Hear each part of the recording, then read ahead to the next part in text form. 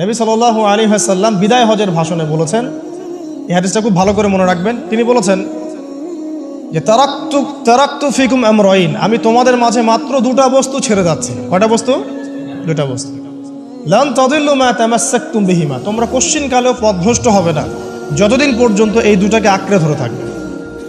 ঠিক আছে, তোমরা কোশ্চিনকালেও পথভ্রষ্ট হবে না যতদিন পর্যন্ত এই দুটাকে তোমরা শক্ত করে আঁকড়ে ধরে থাকবে। অন্য হাদিসে আছে দাঁতের মাড়ি দিয়ে কামড়ে থাকবে।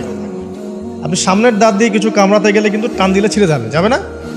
দাঁতের মাড়ি দিয়ে যদি শক্ত করে ধরেন এত সহজে কিন্তু টান দিলে ছিঁড়বে না। এই জন্য নবীজি বলছেন সাল্লাল্লাহু আলাইহি ওয়াসাল্লাম দাঁতের মাড়ি দিয়ে কামড়ে ধরে থাকবে কোরআন এবং সুন্নাহকে। সেই দুটো বস্তু কি? নবী সাল্লাল্লাহু আলাইহি ওয়াসাল্লাম বলছেন, একটা হচ্ছে কিতাব আল্লাহ, আল্লাহ পাকের কিতাব মানে কি? আল কোরআন। ওয়া সুন্নতি নবীহি মানে নবীর সুন্নাত অর্থাৎ হাদিসগুলো। কোরআন এবং সুন্নাহ মিলে ইসলাম।